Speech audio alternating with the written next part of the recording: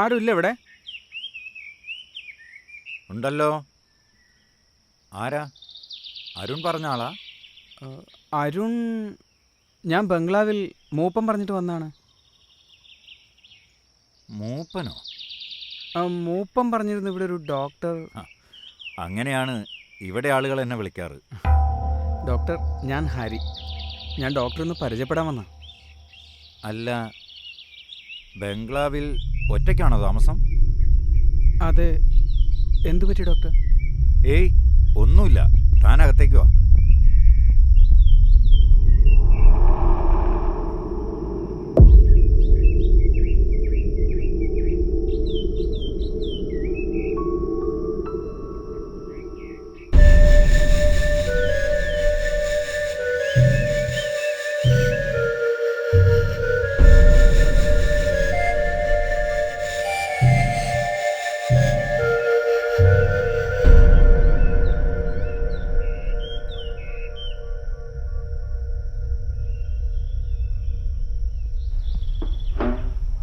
ഇവിടെ ഇരിക്കാനുള്ള സൗകര്യങ്ങളൊക്കെ കുറവാണ്. കയറി പാടോ.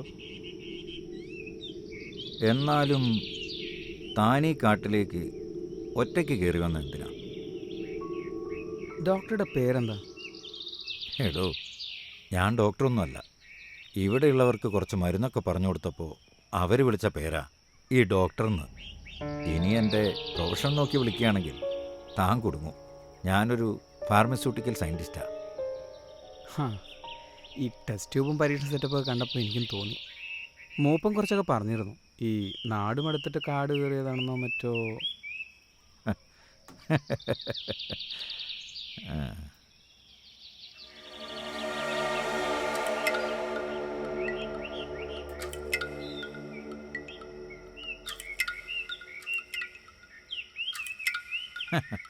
അപ്പോൾ എല്ലാം അറിഞ്ഞിട്ടുള്ള വരവാണല്ലേ? നാടും അടുത്തിട്ടല്ല, നാട്ടിലെ ചില പ്രവൃത്തികളും എടുത്തിട്ട്. ഇടയ്ക്കൊക്കെ നമ്മൾ പറയാറില്ലേ, എല്ലാം ഇട്ടെറിഞ്ഞ് വല്ല കാട്ടിലും പോയി താമസിക്കണമെന്ന്. ഞാനത് ചെയ്തു, അത്രമാത്രം. ഈ കാട്ടിലെന്തോ മരുന്നൊക്കെ അന്വേഷിച്ച് നടക്കണമെന്ന് മൂപ്പൻ പറഞ്ഞു കേട്ടു. അങ്ങനെയും പറയാം. ഈ കാട്ടിലുള്ളവർ വിശ്വസിക്കുന്ന ഒന്നുണ്ട്. കുറച്ചകലേക്ക് പോയാൽ ഒരു വലിയ പാറ കാണാം. ഒരു കിരീടം പോലുള്ള പാറ. അതിനെ അവർ വിളിച്ചിരുന്ന പേരാണ് കിരീടപ്പാറ എന്ന്. രാമായണത്തിൽ നമ്മൾ കേട്ടിട്ടില്ലേ, ഹനുമാൻ മരുത്വാമലയും കൊണ്ട് പറന്നെന്ന്. അങ്ങനെ ആ മലയും കൊണ്ട് പറന്നപ്പോൾ അതിൽ നിന്നും അടർന്നു വീണതാണ് ഈ കിരീടപ്പാറ എന്നാണ് അവർ വിശ്വസിക്കുന്നത്. ആ കഥ സത്യമാണോ കള്ളമാണോ എന്നൊന്നും എനിക്കറിയില്ല. പക്ഷേ ആ പാറയ്ക്ക് ചുറ്റും ഒരുപാട് അപൂർവ മരുന്നുകളുണ്ട്. അതേക്കുറിച്ച് പഠിക്കുകയാണ് എൻ്റെ ഉദ്ദേശം. കാട്ടുമരുന്നുകളോ? അതെ, അത്തരം നാച്ചുറൽ മരുന്നുകൾക്ക് മോഡേൺ മെഡിസിന് പരിഹരിക്കാൻ കഴിയാത്ത ചില അസുഖങ്ങളെ മാറ്റാൻ സാധിച്ചാലോ? ഈ നാച്ചുറൽ എന്നൊക്കെ ശരി തന്നെ. പക്ഷേ ഈ കാട്ടുമരുന്ന് ഒറ്റമൂലി എന്നൊക്കെ തട്ടിപ്പാണെന്നാണ് ഞാൻ കേട്ടിട്ടുള്ളത്. നമ്മുടെ നാട്ടിലൊരു പ്രശ്നമുണ്ട്. ഈ നാച്ചുറൽ എന്ന വാക്ക് കേട്ട ആളുകൾ കമിഴ്ന്നടിച്ചു വീഴും. ഒരിത്തിരി പച്ചക്കറി വൃത്തിയാക്കി വെച്ചതിനേക്കാൾ അവരിഷ്ടപ്പെടുന്നത് ചേറും ചെളിയും പറ്റിയ പച്ചക്കറികളാണ്. നാച്ചുറൽ ആയതിൻ്റെ തെളിവാണത്രേ ചേറും ചെളിയും. ഡോക്ടർ ആ പറഞ്ഞത് ശരിയാ. അപ്പോൾ താനും ഡോക്ടർ എന്ന പേര് ഉറപ്പിച്ചു അല്ലേ?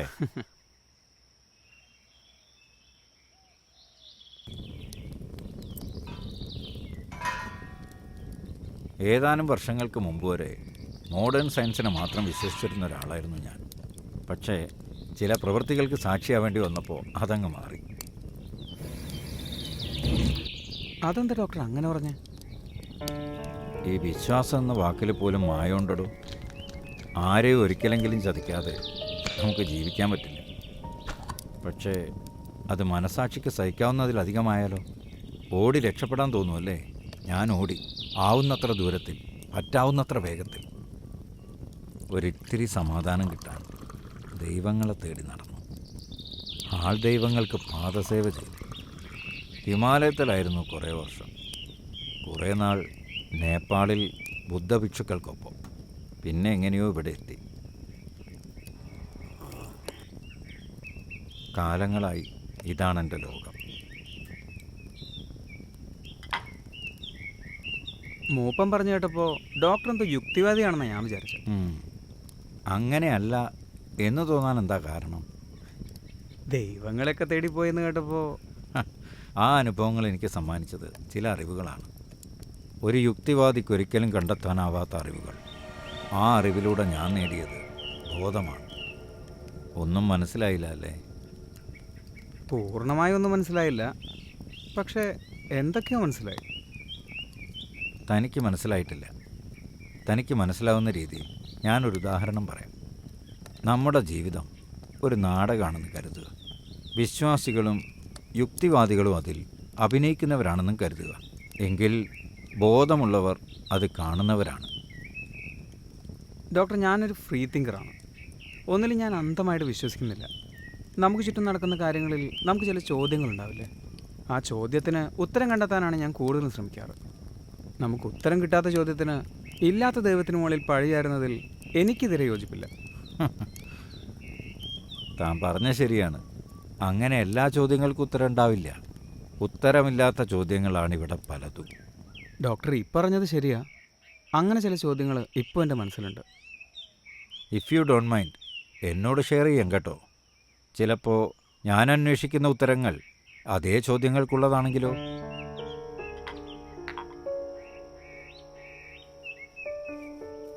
ഡോക്ടർ ചിരിക്കില്ലെങ്കിൽ ഞാനൊരു കാര്യം ചോദിക്കട്ടെ? ഇല്ല, താൻ പറയടോ. ഡോക്ടർക്ക് ഈ യക്ഷിയിലും പ്രേതത്തിലും വല്ല വിശ്വാസമുണ്ടോ? അതിനുത്തരം പറയുന്നതിന് മുന്നേ എനിക്കൊന്നറിയണം. തനിക്കതിൽ വിശ്വാസമുണ്ടോ? ഇല്ലാന്ന് തന്നെയാണ് ഉത്തരം. പക്ഷേ ഏതാനും ദിവസങ്ങൾക്ക് മുമ്പ് എനിക്കുണ്ടായിരുന്ന ഉറപ്പ് ഇപ്പോൾ ഉത്തരത്തിനില്ല. അപ്പം താൻ എന്തോ അനുഭവിച്ചിരിക്കുന്നു. അതെന്താണെന്ന് അറിയുന്നതിന് മുമ്പ് ഞാനൊരു ചോദ്യം ചോദിക്കാം.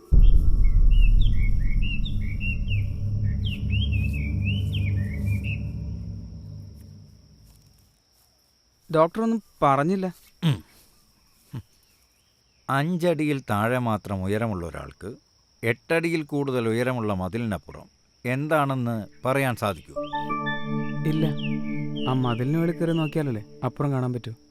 5 അടിയിൽ താഴെ മാത്രം ഉയരമുള്ള ഒരാൾക്ക് അയാളുടെ മുന്നിൽ ആ മതിൽ മാത്രമേ ഉള്ളൂ. എന്നാൽ 8 അടിയിൽ കൂടുതൽ ഉയരമുള്ള ഒരാൾക്ക് ആ മതിലിനപ്പുറം പലതും കാണാൻ കഴിയും. ഡോക്ടർ പറഞ്ഞു വരുന്നത്? ആ 5 അടിക്കാരാണ് നമ്മൾ. മരണമെന്നത് നമ്മുടെ മുമ്പിലുള്ള മതിലും. ആ മതിലിനപ്പുറം ഒന്നുമില്ല എന്ന് നമ്മൾ വിശ്വസിക്കുന്നത് നമ്മുടെ ഉയരമില്ലായ്മ കൊണ്ട് മാത്രമാണ്. തനിക്കറിയാത്തൊരു ലിപി എഴുതിയത് കണ്ടാൽ തനിക്കെന്തു തോന്നും? അർത്ഥമില്ലാത്ത കുറേ വരകളും കുത്തുകളും മാത്രം. എന്നാൽ ആ ലിപി അറിയുന്നവന് മാത്രമേ അതിൻ്റെ അർത്ഥം മനസ്സിലാക്കാൻ പറ്റൂ. അപ്പം നമുക്ക് മനസ്സിലാക്കാൻ പറ്റാത്ത ഒന്ന് ഇല്ല എന്നതാണോ അറിയില്ല എന്നതാണോ യാഥാർത്ഥ്യം? ഇനി താൻ പറ, തനിക്കുണ്ടായ അനുഭവങ്ങൾ.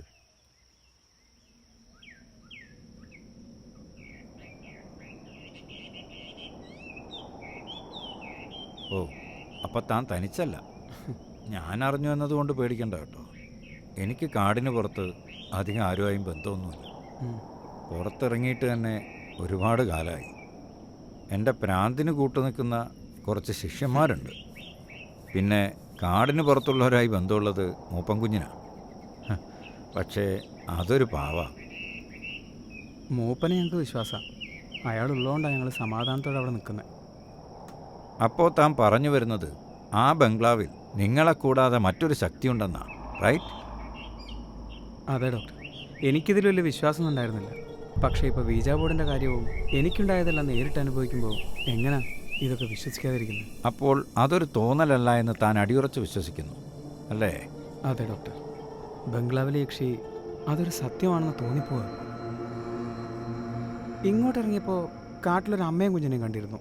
മൂപ്പൻ പറഞ്ഞത് ആ കുഞ്ഞ് യക്ഷിയെ നേരിട്ട് കണ്ടുവന്നു. ഞാനത് വിശ്വസിക്കുന്നില്ല.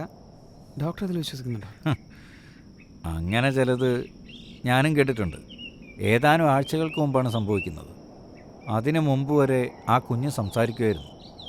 അവൻ അവസാനമായി സംസാരിച്ച വാക്ക് യക്ഷി എന്നായിരുന്നു.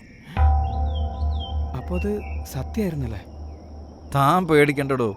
ആ പറഞ്ഞ കഥകളൊന്നും ഞാൻ വിശ്വസിക്കുന്നില്ല.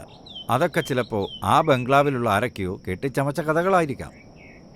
തലമുറകളായി കൈമാറി വന്ന പഴങ്കഥകൾ. ചിലപ്പോൾ അത്തരം കഥകൾ കേട്ട് ആ കുഞ്ഞിന് തോന്നിയതാവാം. പിന്നെ അങ്ങനൊരു സൈക്കിക് മൊമെൻറ്റിൽ അങ്ങനെ തോന്നിയതിൽ അത്ഭുതപ്പെടാനൊന്നുമില്ല. അപ്പോൾ ഡോക്ടറിനറിയോ ആ കുഞ്ഞിന് എന്താ സംഭവിച്ചതെന്ന്?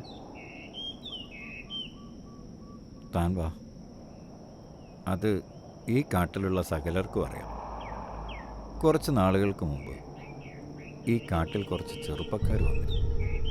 ഉൾക്കാട്ടിൽ തേനെടുക്കാൻ പോയതായിരുന്നു വൈജയന്തിയും മകനും. തിരിച്ചു വരുന്ന വഴി ആ ചെറുപ്പക്കാരിലൊരാൾ അവളെ ഉപദ്രവിക്കാൻ ശ്രമിച്ചു. അവർ ഭയന്ന് ഓടിക്കേറിയത് താനിപ്പം നിൽക്കുന്ന ആ ബംഗ്ലാവിലേക്കാണ്. എന്നാൽ അവിടെ വെച്ച് അയാളിൽ നിന്ന് അവരെ രക്ഷിച്ചത് ആ യക്ഷിയായിരുന്നു. യക്ഷി അവരെ രക്ഷിച്ചെന്നോ? ആ കുട്ടി പറയുന്നത് അങ്ങനെയാണ്. അവരുടെ കരച്ചിൽ കേട്ട് നാട്ടുകാർ ഓടിച്ചെന്നപ്പോൾ അവിടെ പൂട്ടിയിട്ട നിലയിൽ വൈജയന്തിയെ കണ്ടു. എന്തോ കണ്ട് ഭയന്ന പോലെ തട്ടുംപുറത്താ കുഞ്ഞു. അന്ന് അവൻ പറഞ്ഞതാ യക്ഷിയാണ് അവനെ രക്ഷിച്ചതെന്ന്. അപ്പോൾ അവരെ ഉപദ്രവിച്ച അയാളോ? അയാളെക്കുറിച്ച് വ്യക്തമായ ധാരണയൊന്നുമില്ല. ചിലപ്പോൾ ഓടി രക്ഷപ്പെട്ട് കാണും. ഓടി രക്ഷപ്പെടാൻ നേരം വൈജയന്തിയെ മുറിയിലിട്ട് പൂട്ടിക്കാണും. എന്തായാലും മുറി തുറന്നു നോക്കിയപ്പോൾ അവൾ ബോധമറ്റ് കിടക്കുന്നുണ്ട്. ഉപദ്രവിച്ച ആരാന്ന് അവരോട് അന്വേഷിക്കായിരുന്നില്ലേ? എടോ, ആ പെണ്ണ് സംസാരിക്കില്ല. ജന്മനാ ഊമയാ. ഇപ്പോൾ ആ പയ്യനും സംസാരിക്കില്ല.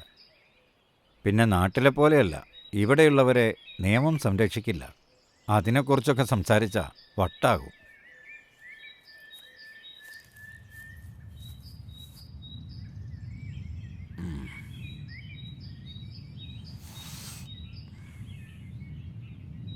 ഇതിൻ്റെ പിന്നിലുള്ള രഹസ്യം എനിക്കറിയണം ഡോക്ടർ.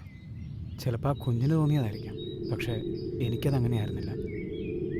താനീ പറഞ്ഞ അനുഭവങ്ങൾ, അതായത് വീജാ ബോർഡിലൂടെ വന്നതും തന്നെ ഭയപ്പെടുത്താൻ ശ്രമിച്ചതും കഥകളിൽ പറഞ്ഞു കേട്ട യക്ഷി അല്ലെങ്കിലോ?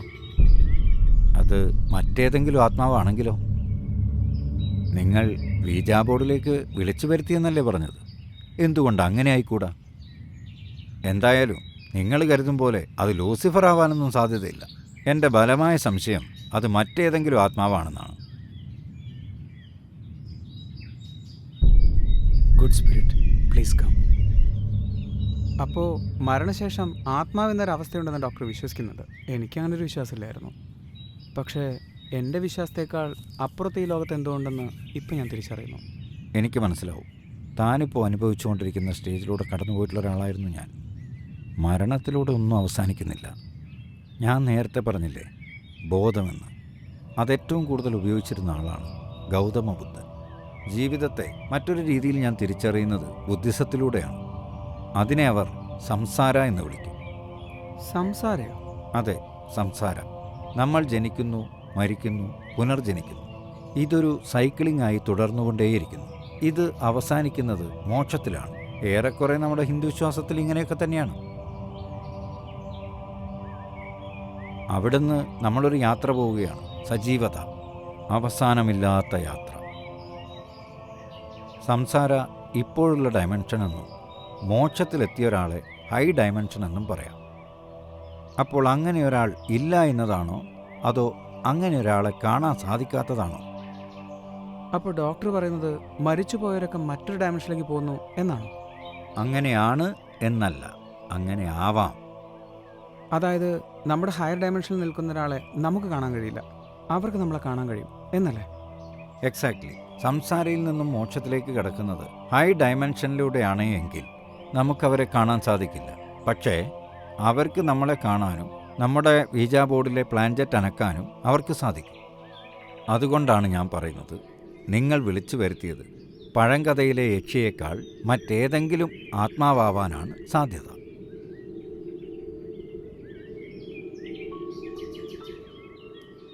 ഡോക്ടർ പറഞ്ഞ പോലെ അങ്ങനെ ഒരു ആത്മാവോട് വന്നിട്ടുണ്ടെങ്കിൽ നമുക്കതിനെ കാണാൻ പറ്റുമോ? അങ്ങനെ ആത്മാവിനെ കണ്ടിട്ടുണ്ടെന്ന് പറഞ്ഞു കേട്ടിട്ടുണ്ട്.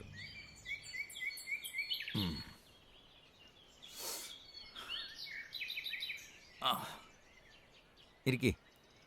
കൂടുതലും അവരുടെ തോന്നലുകളാവാനാണ് സാധ്യത.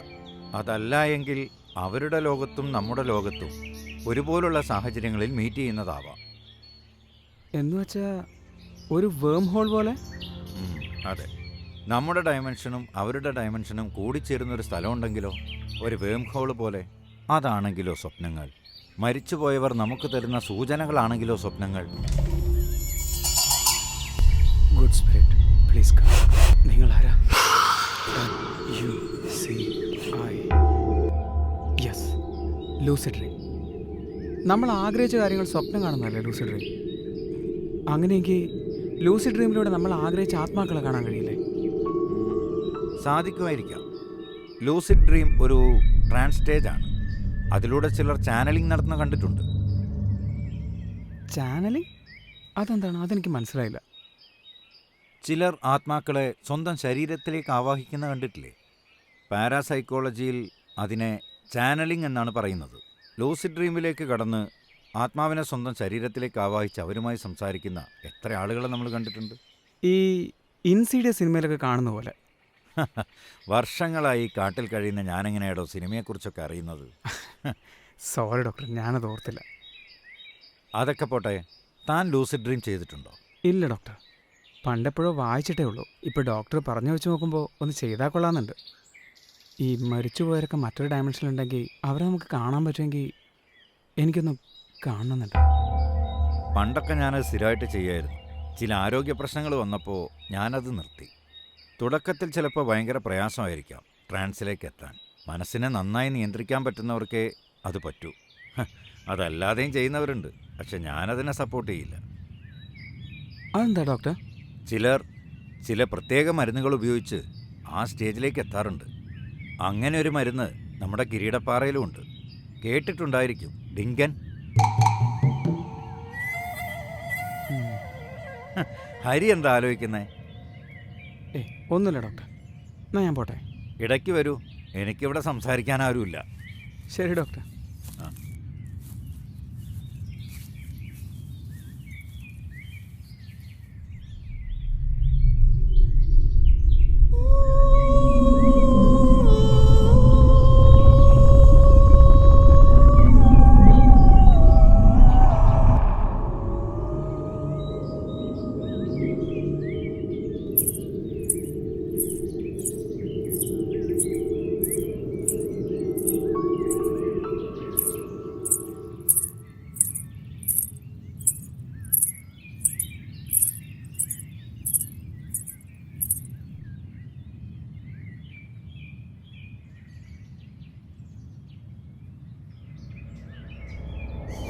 Ha ha ha ha.